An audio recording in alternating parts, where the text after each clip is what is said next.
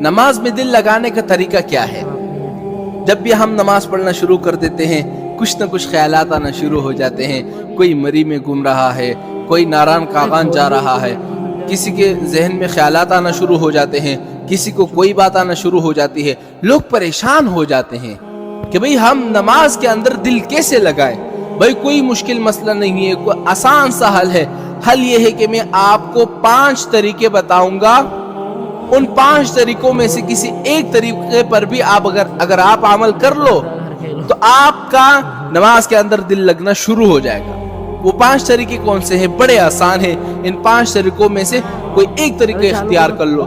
پہلا طریقہ یہ ہے کہ جب آپ نیت کر لیں نا نماز کی, نماز پڑھنا شروع کر دیں, تو آپ اپنے ذہن میں یہ تصور لائیں کہ مجھے اللہ دیکھ رہا ہے کہ میں کس طرح نماز پڑھ رہا ہوں, کس طرح تلاوت کر رہا ہوں, کس طرح قیام کر رہا ہوں, کس طرح رکوع کر رہا ہوں, کس طرح سجدہ کر رہا ہوں. یعنی ہر رکن میں یہ خیال دل میں جمائے رکھیں کہ اللہ مجھے دیکھ رہا ہے.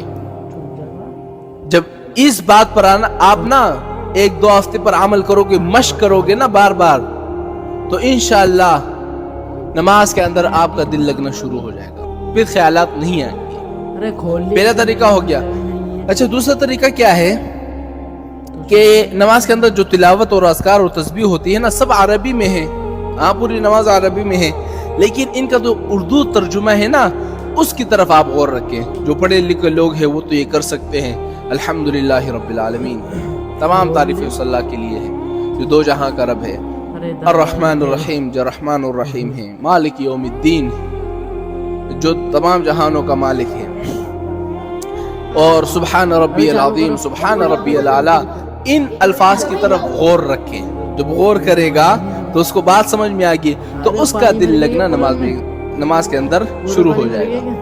2 طریقے ہو گئے. اچھا, تیسرا طریقہ یہ ہے جو بڑا آسان ہے اور اکثر لوگ اسی تیسری بات کو فالو کرتے ہیں. اچھا, تیسرا طریقہ یہ ہے کہ نماز کے اندر جو تلاوت, اذکار اور تسبیح کے الفاظ ہوتے ہیں نا, ان الفاظ کی طرف دھیان رکھو. سبحان ربی العظیم, اس لفظ کی طرف دھیان رکھو. سبحان ربی الاعلیٰ, التحیات للہ والصلوات والطیبات. یعنی نماز کے ہر لفظ کی طرف غور رکھو. ترجمہ تو سب لوگوں کو نہیں آتا نا, تو اکثر لوگ یہی تیسری بات کو فالو کرتے ہیں کہ نماز کے اندر لفظوں کے اندر غور کرتے ہیں. ہاں, کہ میں کیا پڑھ رہا ہوں, سبحان ربی الاعلیٰ, ہاں سبحان ربی العظیم پڑھ رہا ہوں. اچھا, تو چوتھا طریقہ کیا ہے کہ ذہن میں یہ تصور باندھے کہ میں بیت اللہ کو دیکھ رہا ہوں, بیت اللہ میرے سامنے ہے, کعبہ شریف میرے سامنے ہے. یہ ہو گیا چوتھا طریقہ. اچھا, 5واں طریقہ یہ ہے کہ نماز کے اندر جتنے ارکان ہیں وہ سوچ کر ادا کرے.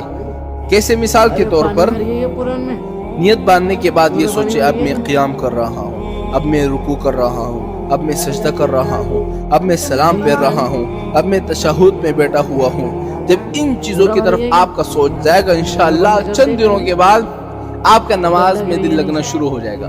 اور میری ایک بات یاد رکھنا, یہ 1-2 دن میں آپ کا کام نہیں ہوگا, 3-4 دن میں نہیں ہوگا, بلکہ مشق کرنے سے آئے گا.